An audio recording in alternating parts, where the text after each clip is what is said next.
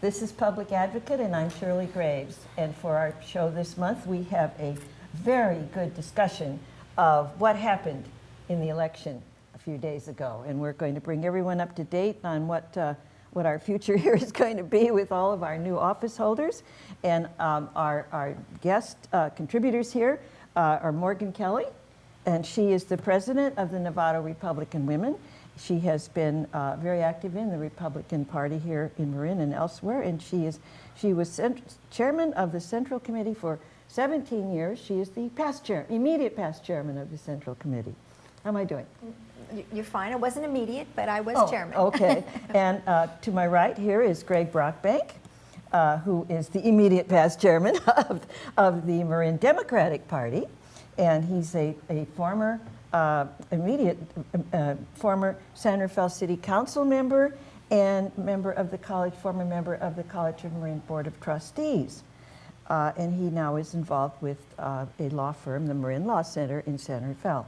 So we're going to get down to the final things here. We now know who has been elected and what we're going to expect out of it. So let's discuss what happened and what we think is going to happen because of that. Well, we usually start with the presidential race because most people are interested in that, although we then spend at least half our time or most of our time on the local races, and there are plenty of those to talk about, the supervisors' races and the judicial race and several local ballot measures. But the presidential race was interesting, and just before the camera started rolling, it turned out Morgan and I had opposite views of, you thought Hillary did not do as well as expected in beating Bernie, and I thought she did better than expected in beating Bernie. It's true that the polls were all over the map. Some showed her leading by 2%, some showed her leading by as much as 18%, and we agree that polling is increasingly inaccurate because of cell phones and other problems. So it's hard to get an idea, but often Bernie comes in at the last minute and does really well. Not always, and sometimes he doesn't, and this is one of the times he didn't. And also there's I always wonder how much of it was that Hillary has looked increasingly like the presumptive nominee in recent weeks and days, and maybe people are giving up and saying, well, she's the one, we might as well vote for her, or the Bernie people just stay home and say, what's the point? It's going to be Hillary. And it didn't help maybe that they announced the day before the election on Monday that Hillary had officially clinched by getting the requisite number of delegates to become the nominee, even before we went to the polls on Tuesday. Before, I read that in the paper too, where they referred to now, that. Some people suspected foul play there. I don't think there was foul play. I think there's a known batch of 500 superdelegates, most of whom endorsed Hillary early on, but there were some that were still undecided. And of course, Hillary's continued to work on them. So has Bernie. Just Hillary got about 90% of them, and she probably has been telling them, and especially repeatedly in recent weeks, if you're going to endorse me, do it before the California primary. That would be good, And so they did, and she got the number, but it wasn't a lot of play in the press, and it was the day before the election, so it didn't come out till Election Day. And those Bernie people are pretty fired up. I was one, and nothing was going to stop us from voting for Bernie, so I'm not sure how much difference it made.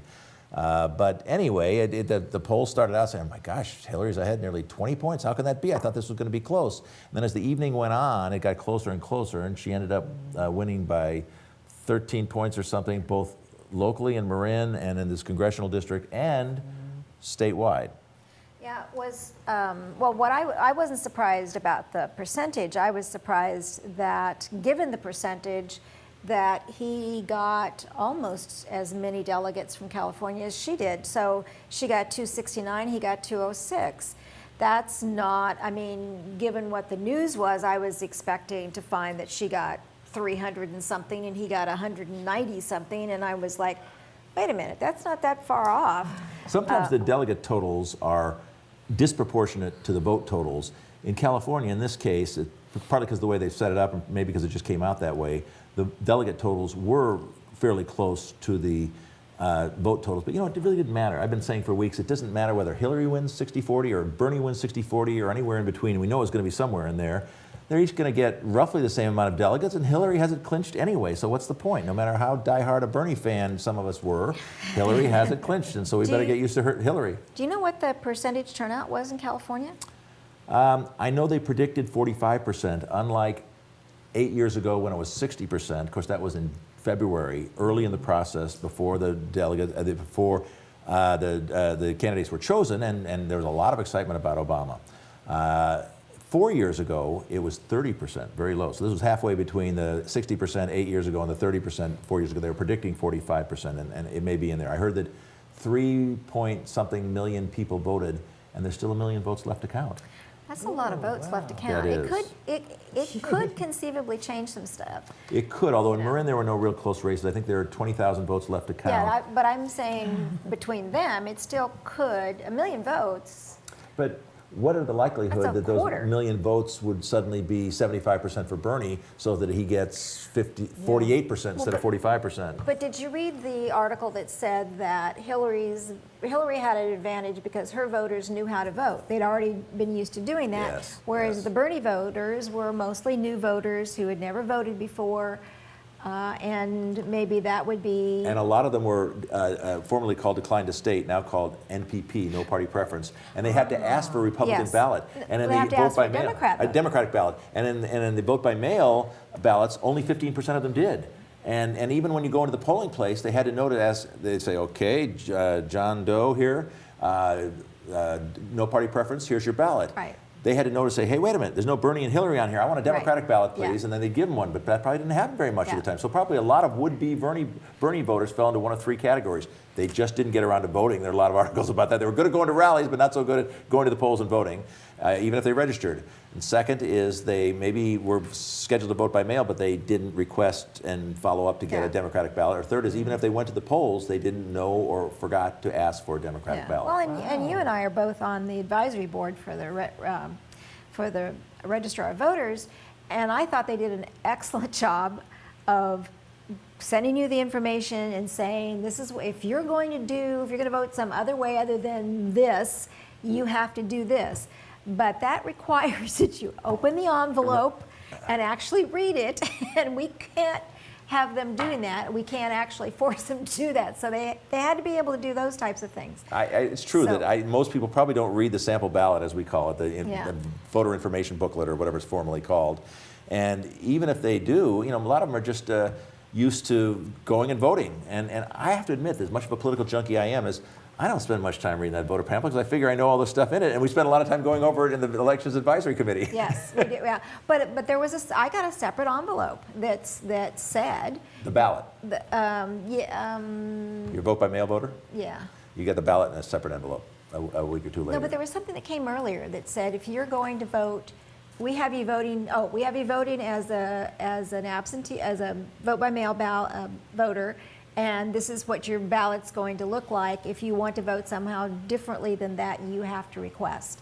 So, and I'm guessing I'm not the only one that received that, so I'm guessing they sent that out to everybody. That was before the pamphlet came. That was in between. I'll bring. So they did do an excellent job of that. So, but they did all. But I remember that article, and I think there probably is some truth to that. That they just couldn't figure out how to ask for the right. And if they vote by mail, they had to get that in advance because they could have gone to the polling place, but they have to know that.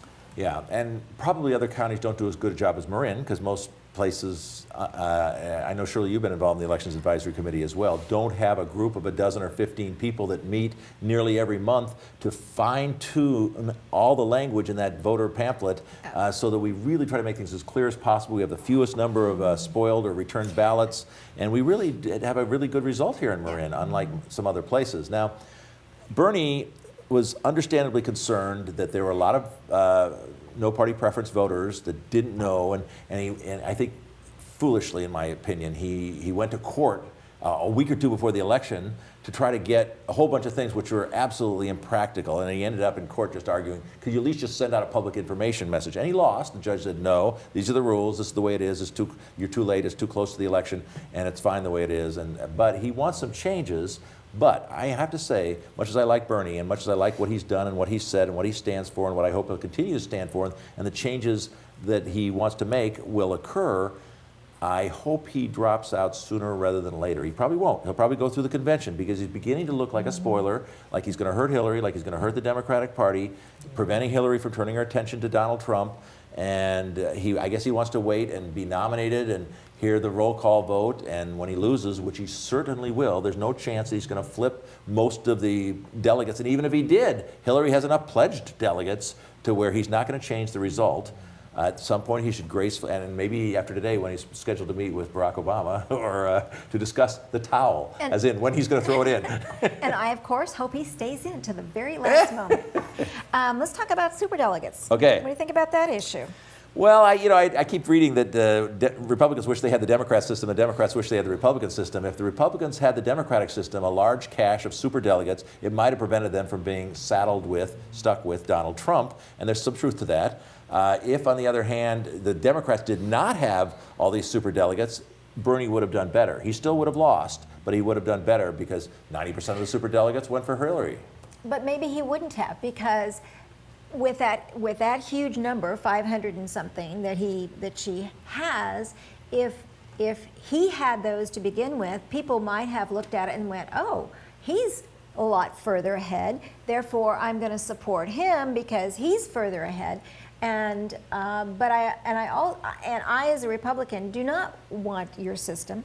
And the reason is because I think it has to be the will of the people. I mean, you as individual states, some do caucuses, some do actual voting, most of them more do actual voting, but that's your chance to go to the polls and say, this is the candidate I want to represent, this is the person I want to support, this is the person I want for president, and I think it should be the will of the people, not some other group that comes in and says, hey, we don't agree with you, so we think you're stupid, and we're not going to let you do that. Overall, I agree with you. It is anti-democratic. It takes away from the one person, one vote idea that, well, we have votes, and your delegates are proportional to your votes, except the superdelegates who can outvote you and outweigh you because they're members of Congress or maybe the legislature or big city mayors, where there are 500 of them is about an eighth the total delegates, and it is not. That's why Bernie says it's rigged. But again, he lost even without the superdelegates. It's close, but would he have had there not been any superdelegates? If the numbers had not already been on her side, would the other voters in the states that voted after the superdelegates made their intentions known, would they have said, oh wait, he's ahead, or he's really close, I mean really, really close, and would that have changed? Because once just like Trump, Trump obviously won California. Would he have had the other two not dropped out? I don't know. But with them dropping out, everybody goes, okay, that's our candidate, so that's who we're voting for. And he got all 772 delegates. But he didn't do as well as I thought. He got like 3% of the vote. And considering all the others that dropped out weeks ago, I'm surprised he got so few votes. But a lot of people don't like Trump in the Republican Party. A lot of people don't like Hillary in the Democratic Party. Both our parties are saddled with perhaps our least popular nominees in decades, if not ever. The one gentleman that was in here earlier said, I'd like a do-over. A lot of people say, I'm not happy with either one. Now, they're either going to not vote, or maybe they'll vote for the third-party candidate, like Libertarian Gary Johnson. But he didn't get that many votes in California. Well, he's polling at 10%, I think nationally at 10%. Nationally, maybe, but in California, I think he got it was a handful of votes. It was ridiculous. I saw the numbers. Right. It was, this is a two-party system. Whether people like that or not, it still is a two-party system. And if you are a no party preference, if you're a Green Party, peace and freedom, you name it, you really don't have a lot of representation. I mean, really don't. Although I don't like to say this because it makes politicians generally and presidential candidates specifically sound kind of like craven panderers for votes. It is true that Democrats and Republicans alike, Republicans run to the right and Democrats run to the left in the primaries because that's where their base is and they want to be more liberal and more conservative respectively. And then as soon as they win the nomination, they turn to the center. Okay. Well, Hillary would do that, except that she continues to have to reach to the left to win the Bernie supporters. So she's in kind of a tough bind here. She's got to appeal to the Bernie supporters, and she has moved to the left, and she will maybe continue to move to the left, and yet she's got to move to the center to get the moderates. And my comment to that is, aw. I know that breaks your heart to see Hillary so struggling. It does. Yeah. It really does. Well, I read something today finally that explained why the large lead that Hillary had over Trump will disappear quickly. The reason it disappeared, I mean, Has. it will reappear, the lead that Hillary had over Trump. Okay. It's because Hillary had this large lead, and then Trump's opponents dropped out. He's the presumptive nominee. He was able to some degree, he's going to have more trouble doing it and will not succeed as well as most nominees in uniting the Republican Party behind him because he's all they got. He's the nominee. And so all the people that were kind of saying, well, I don't know, they went for Trump. Whereas Hillary is still fighting because Bernie hasn't dropped out nomination. When she clinches, officially clinches, it may not be until the convention next month, then she will regain her lead over Trump, I predict. There are so many reasons why I believe she will win large, not only in the popular vote. I mean, Obama won by 6% and then 3%. Hillary could win by 6 or 8 easily over Trump, because Trump is as unpopular as Hillary is, Trump is more unpopular. Well, except that the last poll that I saw said that only 15% thought she was truthful and honest. True. Whereas double that amount think Trump is truthful and honest. So he's at 30%. Still not real high, but she's Wait, at only 15% think Hillary is 15%. honest and 30% think Trump is honest? Well, there's a difference between being honest. Trump is an interesting case. He'll sit there and he talks in a manner and a style which makes you believe, hey, that guy tells it like it is. I think that's terrific. Now, what he's saying is lies. So he's not honest, and he knows they're lies, but it sounds like he's telling the truth because he's saying, you know. I could say the exact same thing about Hillary. In fact, there are YouTubes out there that says that has Hillary's lies. Hillary's telling one side and then telling the other. Then say one side then the other. So don't. Go I'm there sure, with me. and both sides will trumpet, if you'll pardon the expression, the supposed inconsistencies and lies of the other candidate.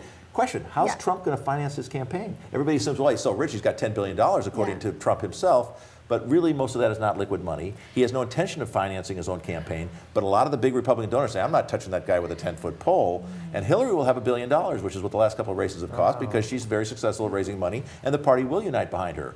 The party is not uniting behind Trump. At least the donors are not. They may put it into Senate races and House races, but they're not going to put it into Trump's race. He's already started. I mean, I'm getting the emails requesting money. So there are several groups that are raising money for him. So, you know, they're still trying to decide. I mean, he really doesn't want outside influences. He doesn't want the big businesses and the big companies and the big corporations. He doesn't believe in data. He doesn't believe Nope. in a whole lot of things, which is all consultants will tell you this is absolutely necessary to win. Hillary believes in all that and is doing that. And that's why Obama did so well 4 years ago and 8 years ago. And Hillary's going to do the same thing. And Trump's just playing by his own rule book, which he makes up on the spot. Well, you know, I see Trump, he seems to be so unpopular among the higher up Republicans and among many just, you know, normal Republicans in communities. But he got up there because the voters voted for him. He did. And so I think that the higher ups, you know, the managers or what would you call it, the chairman of all of the parties on the Republican side should be very happy with him because he got into his higher up position because people voted for him. Yep. And that's what we want. When you have a candidate, you want them to be voted for. So he's gotten higher numbers so than any other election. Even the last general election, he got higher numbers. He's consistently gotten higher numbers, and he hasn't had to pay a lot of money for them because he's constantly in the news. He gets free press. That's sort of unfair. For a long time, for months, early in the primary process, I heard that it was very unfair that Bernie got like 1% of the free press that Trump got, yes, even though Bernie was getting more votes than Trump was consistently. Trump was on every time I turned the TV on, he was on somewhere. I know. And one last thing about these numbers games and the money game is that, again, Hillary will have her billion. They said Trump may have 300,000. There's so many reasons why Hillary will win, but let me just give you one. It sounds a little wonkish and number-wise, but if you take all the states that Democrats have won the last 6 presidential elections, going back to '92 and Bill Clinton, they totaled 242 electoral votes. You need 270 to win. So Hillary will only, assuming she wins all those, and I think she will, I read today, there's only one possible blue state that Trump could flip, and that's Pennsylvania. I'm not sure why, but it would be a challenge for him, but he could do it. Now, there are so many paths for Hillary to win those additional 28 electoral votes beyond that blue base, the blue wall, some people call it. One is Florida. If she wins Florida, all over, done, she wins. Another is North Carolina and Virginia. I think Obama won Virginia twice and North Carolina once out of the last 2 times. Wow. Another is the Midwest states, there's some interior Western states like Colorado and Nevada have traditionally been swing states. There's a Republican state which now may be in play, Arizona, and there's a Democratic state, New Mexico, which now be in play. But if you win those 4, they're all kind of small, but that's another way Hillary could win. And I think any or all of these is going to happen. And then I think there's a couple of Ohio and some other Midwestern state is a possible swing state. So any of those ways Hillary could win. Trump would have to run the table and win them all, and I don't see how he does it. Wow. A lot of people haven't seen how he's done it before either. It's true. And We've he been wrong has. for a year. You have. Everybody's been saying no, no, no, no, and here he is. So I'm I actually disagree with you. Not surprised. Surprise. I know. But I actually think he will win, and I think he'll win big. Really? I do. I just, do. it's hard to, I mean, it's ironic that the American public watched these debates. I'm sure you and I watched all or virtually all of them. There were 11 or 12 Republican debates and 9, I think, Democratic debates. And it seemed to me, and I think of most of the American public, that the Republican debates were nasty and vitriolic and mudslinging and insulting, and Trump was the worst by far. And the Democrats, both Hillary and Bernie, until maybe a little bit recently, were very civil, very polite, very respectful, and people thought, wow, these folks are both very impressive. Now, that was nothing, because the Republicans were actually being gentle, because they wanted Trump's votes. So they were being a little careful. They didn't want to bash him too bad. That's nothing compared to what Hillary's going to do to him. Oh, and nothing compared to what Trump Hillary, has done to the other people Hillary either. has been, I admit, a very polarizing public figure for decades. All her negatives are baked in. There's nothing left to be learned about Hillary. She can't possibly sink any lower than she's sunk and have more negatives than she has, because the Republicans have been braying about them for decades.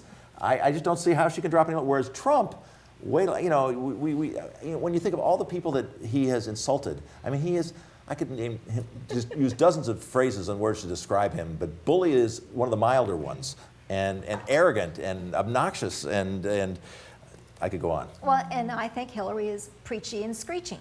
So that's my viewpoint of her. I can't hardly stand to watch her. So you can think that of Trump. I think that of Hillary, and we'll see what comes out. Let's go on to what's been going on in the that's state. a wonderful summation. I do like your summation of the candidates. All right, fair enough. Yes, Fair enough. okay. U.S. Senate. Not surprisingly, Kamala Harris won, and she won big. Even bigger than I thought. She bigger won than by, I I think, thought. 60% in Marin, but she got 40%, I think, statewide, and Loretta Sanchez came in second, as expected, with 18%. So she's like 22 points behind. Now, I was worried that Loretta Sanchez could actually win in November, because all the Republicans would vote for her because she's a little more moderate. But with that big a lead, and I just saw some breakdown today that says Kamala Harris beat Loretta 4 or 5 to 1 among whites and Asians, 10 to 1 among blacks, and even 2 to 1 against Republicans. No, it was Democrats 5 to 1, Independents 4 to 1, or 4 to 1, 3 to 1, and 2 to 1, even among Republicans that are voting for a Democrat. So if that's true, Kamala's going to cream Loretta Sanchez even in November, Well, even if she does, Loretta, I don't know if you saw the debates, but she did not do herself any favors Loretta. in the debates. I mean, my knock against Kamala is that she says nothing in the She's debates. a little vague. They ask her a question and she says, yes, I like that, or no, I don't like that, or I don't agree with that. But there's never any bigger explanation. It's like, how are you going to do that? I mean, there's nothing, and that's been her tactic from the get-go. And I guess if you're the leader, you can do that. Loretta, on the other hand, is probably going to go no holds barred, and it's going to be, there's probably going to be several millions spent on this campaign, is my guess. 20 million is often the price, I think, of a U.S. Senate campaign. Yeah, so my guess is that's what's probably going to be spent in this one, and we'll see who comes out, the one that says everything, the one that says nothing. Well, what do you think about the fact that this is the first major statewide race that does not feature a Republican? Oh, right. I am really upset because we could have won the second, with Loretta only getting 18%, we could have had someone in there, and so many Republicans ran. So I'm not happy with the fact that some people with big egos decided they had to run no matter what. And didn't drop out when it and became clear that they had no chance of winning. Yeah. That's true that they were all in single digits and they all Yeah. thought they could break through. Yeah. And the three that we discussed in our last show that were considered the front runners didn't necessarily get the highest votes among Republicans. There's Phil Wyman. Where'd he come from? There's somebody else. But Duff Sondheim, who was one of the three, I think got the Yeah. most votes among Republicans. Yeah. I think it was 8% or something.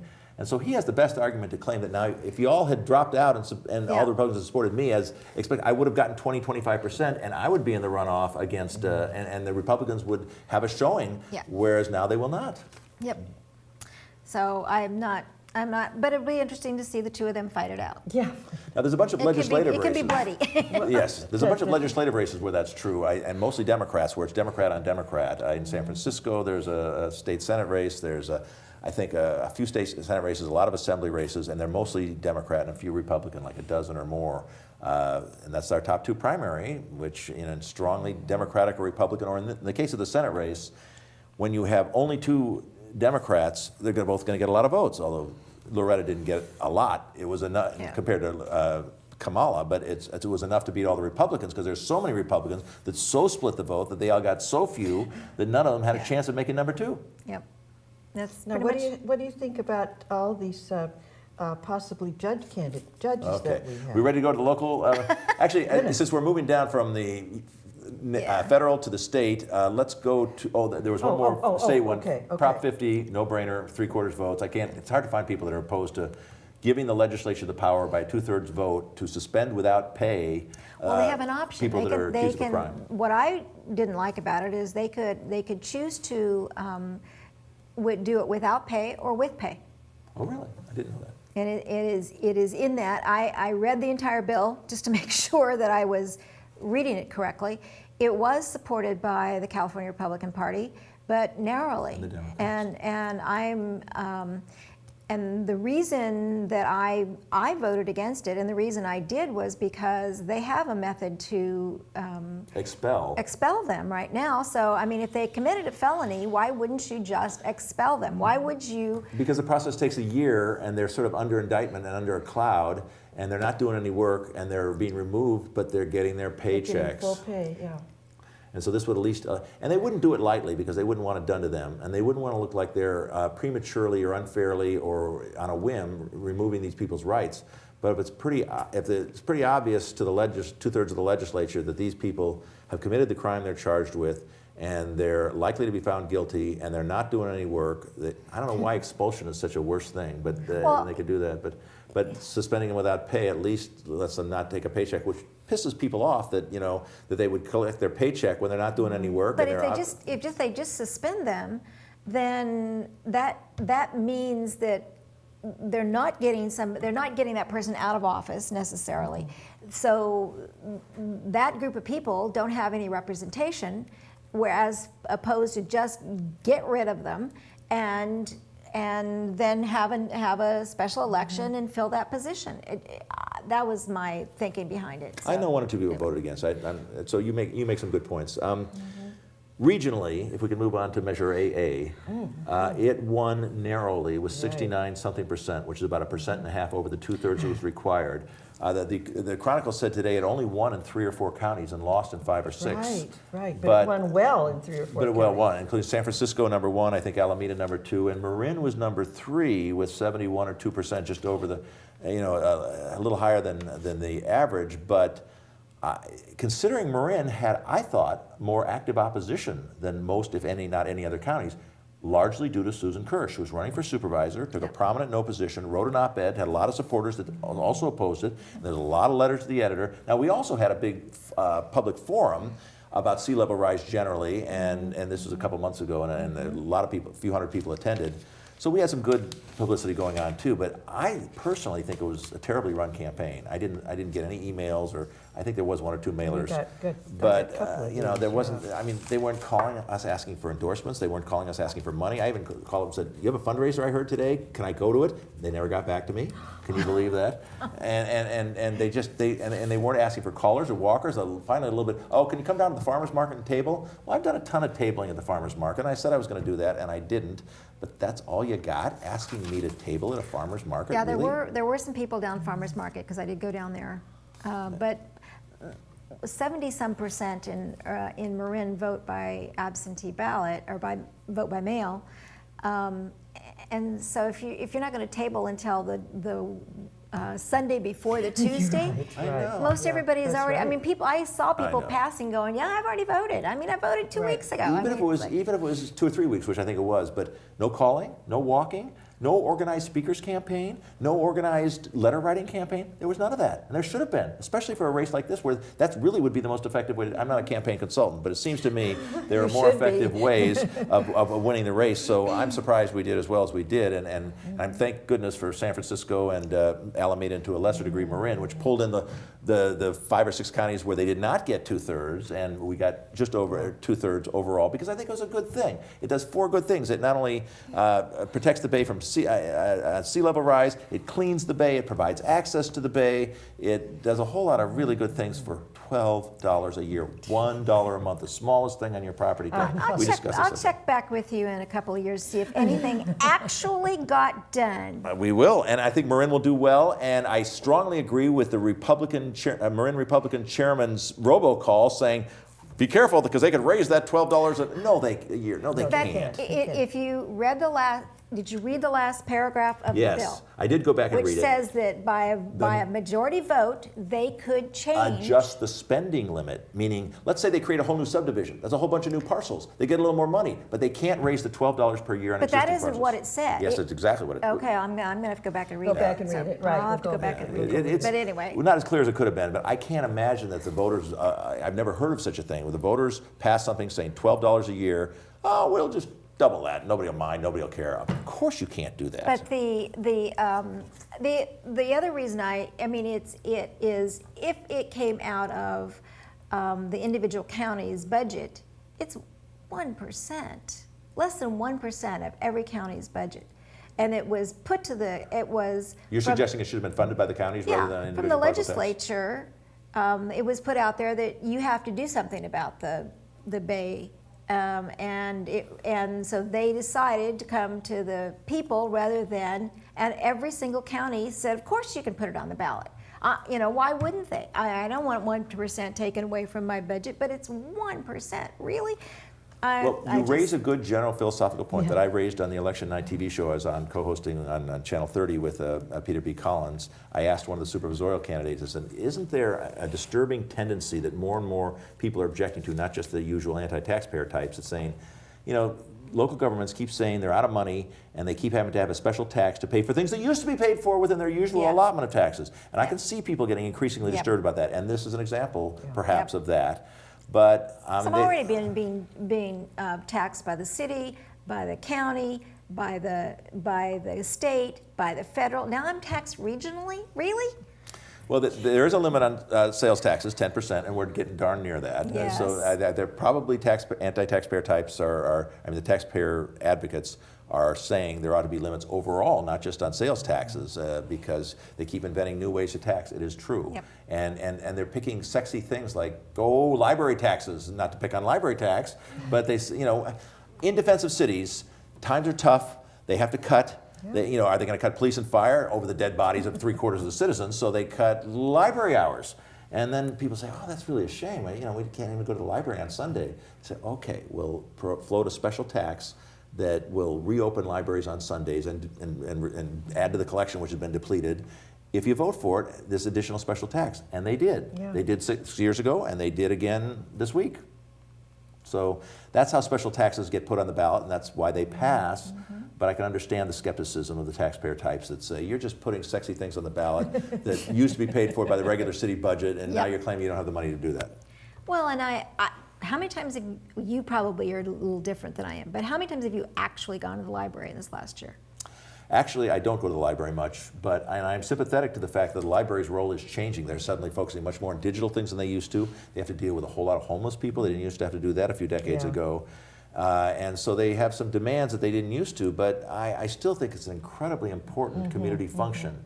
Now, people like you and I, and maybe a growing percentage of us, get everything we need online, so we probably don't need to go to the library. Although a lot of people go to libraries, occasionally I'll get a video. Occasionally I'll find something that I can only get there. And it's a nice place to go. And there's a lot of people that can't afford to do everything online like you and I do. And they need to go to the library. And the library has trained staff, although as long as they're not dealing as babysitters for homeless people. Anyway, All right. that was a library issue, which narrowly passed. And just like 6 years ago, it started out the evening, oh, we're a few points down. And then as the evening went on or the weeks go by, they barely edge over the 2/3 vote they needed. And I think that's what's happened to the Santa Fe Library Tax Extension this year. That's Santa Fe. College of Marin, countywide. I know you were very unhappy about that. Was. We had very still very unhappy. We had big disagreements for several last show. different reasons. Also because the unions helped pass that. They put money into helping pass that, and they are the ones that are going to be the recipients of most of the contracts, if not all the contracts. So I am very angry, and I think people should have known that the people who were supporting this were to a large extent the unions, who put money into sending out the flyers and everything else. So I'm also... I would agree with your criticism more if you directed it towards the contractors who are likely to get the contracts to do this. That is a valid That's what criticism. I'm talking about. No, you said unions. Well, union contractors, because Well- that's all they allowed to bid on it last time was union contractors. Private companies, for example, I'm a little uncomfortable. 12 years ago when the first one was passed, and again, presumably this year, they'd send out these solicitations and have little fundraisers and say, hey, you're likely to get a $500,000, $1 million, $10 million, $20 million contract here. Why not kick in $5,000 or $10,000 for the campaign? And they do. Yeah. And they do. Oh, of course they do. Now, there's a gamble there. There's no guarantee that they're going to get that contract, and I'd hate to think that they were more likely to get the contract because they kicked into the campaign. Yeah. But they know if they're one of the major contractors, or maybe there's 3 or 4 major contractors, and they're all going to get a little piece of it, and this is going to be good for their business. And so what the heck, $5,000, that's the cost of doing business. It's like advertising. It's you want this to pass, you kick in your $5,000 or whatever. In some cases less, in some cases more.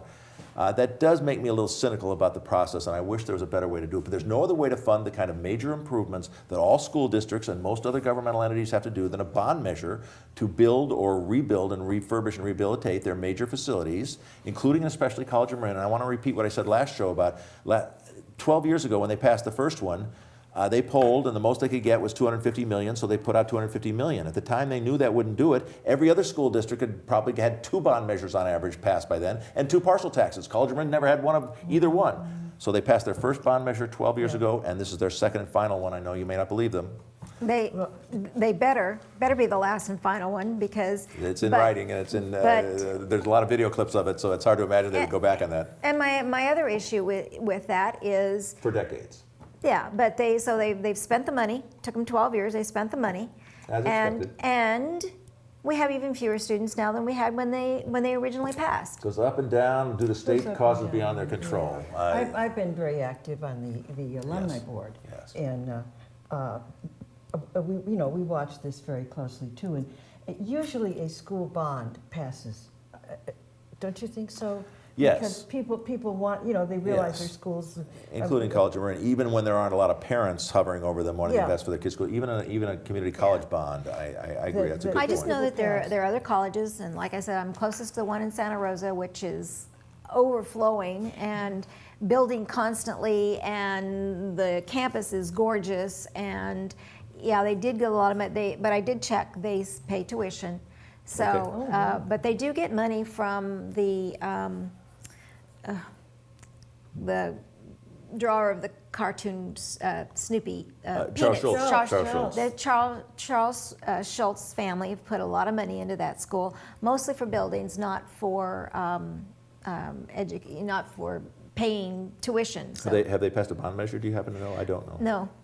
Really? That would be a very rare one, because they've been around a long time too. I bet they have some really old buildings, but maybe if you have really wealthy benefactors that live in the community like Charles Schultz, or formerly the Exchange Bank, who for a long time paid all the tuition for all the students all the time for decades. Now you corrected me last show and said that's not true anymore. Yeah, but they have a new library. They have a new culinary arts school. That's part of that. They have a new parking structure, all with the same ivy-covered brick buildings. So the campus is drop dead gorgeous. And because I'm a landlord up there, I also know where we're getting students to come in from. And we're getting students across the country. We're getting students from Canada. we're getting students, a lot of students from Marin. I understand that, yes, because it's so far from to go from Novato clear to Kentfield that it's easier if you're in Novato to drive up to Santa Rosa JC. The broader issue, and then we can leave this because it's a topic for another show perhaps, is the cost of education. For decades, maybe longer, there was no tuition for community colleges. When I got on the community college 6 years ago, it had just gone up to $5 an hour. I mean, a huge battle over to raise it to $6 per unit.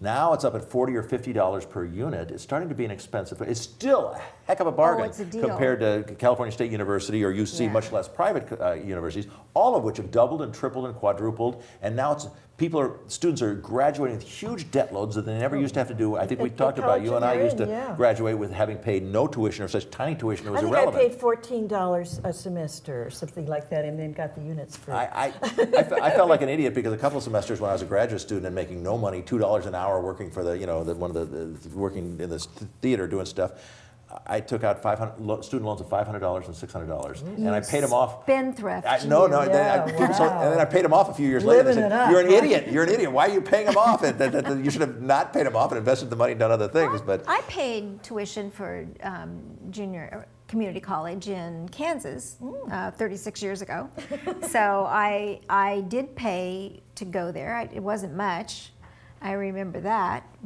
and it was great education. So I mean, I think it's a great deal if people, but a lot of kids don't look at it that way. They look at it as, oh, they're dumbing down, or it's not as prestigious if I go to local college, as if I went to a 4-year university. That's more prestigious. Well, your degree at the end says one thing, and it doesn't say, oh, by the way, they also graduated from the community college. Let's go on. The last thing I want to say about this is back to Bernie Sanders' campaign for a free community college education. Now, even Barack Obama said there should be free community college tuition, and Bernie said, 50, 60, 70, 80 years ago, whatever, we decided that having a high school diploma is so important that everyone should have one. It's always been free.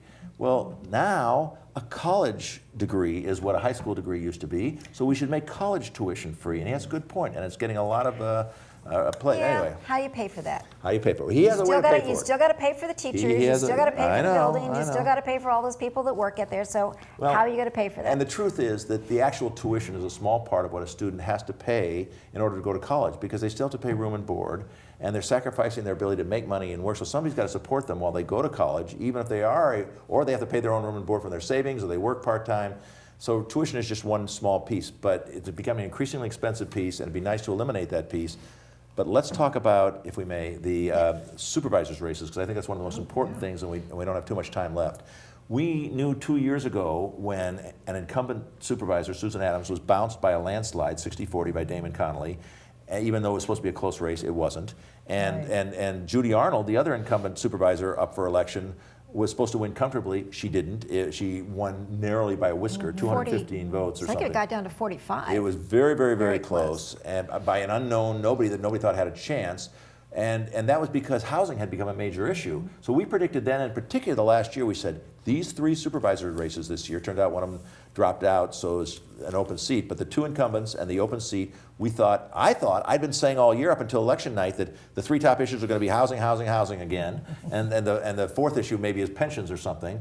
I was wrong. It's a lot broader than just housing. And even though anti-incumbent fervor, as I put it, kind of comes and goes in waves and cycles, and particularly directed at the Board of Supervisors, I thought it'd be hotter than ever this year. It wasn't. There wasn't as much anti-incumbent fervor. They had a lot more comfortable time, in both Kate Sears and Katie Rice, incumbents in their respective districts, won comfortably. It wasn't a landslide, but it wasn't a squeaker either. They both got 50 something. There were 2 people running against Katie. So but that was the more surprising one, because I thought for sure she'd be in a runoff, and she's not. She avoided a runoff. I think that people had sort of, by that time, gotten used to the behemoth that's on the side of the road in Corte Madera, which is still not finished, by the way. Wind Cup. But there were a lot of projects that were planned that got squashed, and I think once people squashed them, they went, oh, okay, we squashed them, we only got one. So I think the fervor against housing sort of went away when nothing else happened. So I think that, Actually, I think they stopped building housing about 8 years ago because of the recession. And they've started actually proposing new housing projects again the last year or two. No, I'm talking about big projects like Winn-Dixie. WinCup. WinCup. Yeah, yeah. So there's 180 units proposed or something. Yeah, 170 something units up by Northgate Mall. Smith Ranch. Oh yeah. But that hasn't gone through it's just yet. been proposed. I think it's brand new. And there's more in Corte Madera Center, near Corte Madera Center too. There's some small ones of 30, 40, 50. Yeah. And maybe housing is not as hot an issue because there haven't been a lot of hot proposals. But I think that what drove it 2 years ago was Plan Bay Area. People were still seething over that one. And the proposal, ill-advised and ill-presented about how 900 new units or something in Larkspur Landing, already one of the most congested areas. Well, again, they probably took every square inch of available land, including all parking lots, and said, if we put housing in every one of those, what's the maximum number of units we could put in there? Instead of saying what they should have said, which is that if we fix the housing problems, how much more housing could there be here? If we fix the traffic problems, excuse me, how much more housing could there be here? And they didn't present it that way, and they should have. As a result, everybody went crazy, and everybody said, we're not touching that. We're not putting a single new unit in Larkspur Landing in our lifetimes. Yeah. Right. So but I think once that people felt like they stopped that, I think the anger went away. If they had built 900 units there, or 9 units there, I think it would have gone over the top. So people, it's all about anger and how angry you are, and about voter turnout, and maybe the fact that Trump had already won. People said, he's going to win anyway, so I'm not going to vote. I don't know. We'll see how. I don't really know what the Marin voter turnout was actually. I don't either. Turnout. I can't remember what she predicted, but Again, Susan Kirsch. She's pretty close. Susan Kirsch lost by 13, 14 points or something. I was surprised. I thought it'd be much closer. I thought Susan Kirsch had a good chance of winning. Yeah, I did too. And both Kevin Haroff, whom I know you like, and Frank Egger, I thought would both do better. They got about 17%. And together they had 34%. Or wait a minute, they had 20. Anyway, together they got 40-something%. So they had 22% each, or 23%. And together they didn't even get what Katie Rice got. Both Katie Rice and Kate Sears were in the 50s. Well, Frank Egger had a marvelous history of being Fairfax. He did. Mayor but for he, so many years. I hate to say this because he's a friend of mine and I like him. And he has a tremendous environmental record. There's a lot of things I agree with him on. But he's kind of a polarizing figure. You either really like Frank Egger or you really don't. Yeah. And recently I've been not liking his housing positions. and he's peripatetic. You have to say that. He's incredibly energetic for a 77-year-old. Wow. And he has done a lot. And he likes to talk about it. Yes, he does. In fact, that was his entire speech. Was this is what I've done, and then just give a list. Well, he holds some kind of a state record for holding an office longer than longest, anyone else. 40 years on the Fairfax Town Council. Yeah. But eventually he lost. The 8th time he ran was one too many, and he lost. And he's run for 6 things since and lost them all, except the Ross Valley Sanitary District, which he was appointed to, and then won a full term 4 years ago, and decided to step down. Oh, he shouldn't To have. run for. Maybe he should have stayed on if he wanted to be an elected official, but he's now going to be out of office, and who knows what, if anything, he'll do in the future. So we still have a runoff in District 4. District 4 is the interesting one because it didn't have an incumbent and didn't, again, I still think a lot of the issues were around housing in running against Kate Sears and Katie Rice. Not so much in District 4. No, and it's 2 West Marin guys that are going to be battling out for the for supervisor. Yeah. So, I talked to Gary Giacomini a month or two ago, and we both agreed, I think everybody agreed, who the top 3 were going to be, because they're the only ones that had enough money to raise serious campaigns. But neither of us knew what order they'd come in. Yeah. We shouldn't be surprised that Dennis Rodoni, who is a longtime Point Reyes Station contractor, has been on the North Marin Water Board for 20 years, sort of a mainstream environmentalist, leftist. I personally preferred Wendy Callens, because I thought she was more progressive and had more nuanced views on housing. And although I'm glad she was a housing advocate, I have to admit I winced every time she was described as a housing advocate, because I don't think that helped her politically. And it's too bad she came in 3rd, but we shouldn't be too shocked by that, perhaps, because she didn't have maybe the natural base that Dennis Rodoni did as a longtime Point Reyes Station contractor, North Marin Water District director with a ton of signs and support throughout West Marin. And Dominic Grassi, who I didn't know at all, but the ranchers, Gary Giacomini, several boards he'd been on, Farm Bureau, Marin Sonoma Fair, several others. And so that'll be an interesting race. And he's a fairly young guy. Yeah, he's 40-something, I think. Rodoni's Rodoni's 60-something. We're going to have to think of closing the program And we've got so much we can sit and talk about. Wait, we come back next. The judges' race, one last 30 seconds. okay, The 30 two top seconds. vote getters with 20% each, although the numbers don't mean much, were Mike Cofino, who edged out Sheila Lichtblau, who'd been leading all night. Right. In third place, and apparently out of the money, although she's only 3 points behind, is Nicole Pantaleo, followed by Thomas McAllister, and then Beth. And then the others all were very low, 6%, 6, 3, 2. So really, they didn't really have a chance. Only those top four had 15 to 20%. I predict Sheila Lichtblau because I think there are 3 DAs running that won't want to see a public defender in that judge's seat. And there's a lot of women that are also out of the money, and then they want to see a woman in there because there's only 4 women out of 12 judges, and if we don't elect another one to replace Faye Diopel, there'll be 3. Right. And Sheila Lichtblau has a very impressive background. She was a hotshot in a private law firm, became partner head of schedule, and then she became a county counsel for the last 13 years. She's a senior county counsel. She not only has the endorsements of, and we'll get more presumably, 2 sitting Marin judges, 2 non-Marin judges, 2 appellate court judges, 2 county supervisors, that's very rare, and a long list of other people. Okay. Cofino also has a compelling story. We're the only county that does not have a former public defender sitting on our bench, and we ought to. And I agree with that, since Dick Briner retired. We're going to have a vote on a couple of them in November when all of these top 2. So I want to thank both of you for all of your input. My goodness. Morgan Kelly and Greg Brockbank, and maybe we'll be coming back much sooner and getting all of these other things to discuss. Well, people may not pay attention until September, October. Well, so you know, it's very There's interesting. This is what runs our county is these people. Sure. There's going to be a lot of initiatives on the November yes, ballot. at least 20. It could be 25. Yeah. And because they used to be in June and November, but now there's a new rule, new law says they can only be on in June if the legislature puts them on. That's why we just had one this month. But all the ones that are put on by signatures, by the people gathering signatures, November. November. So we have this larger and larger load of ballot measures, which will be huge. In addition to our usual healthcare district board elections, which are not too controversial these days, water board, which sometimes is and sometimes isn't, and Sausalito City Council, Sausalito School Board, Well, I and can these just 2. see that election, that ballot, can't you? Yeah. Well, it's not any bigger than now. And instead of all, I don't know about local measures. Well, there'll probably be some local bond measures, but the 2 runoffs for judge and for 4th district supervisor. Yeah. Well, thank you both very much. Oh, this has been very informative, and how our community is going to be going up or down or sideways. And so for Public Advocate, thank you very much.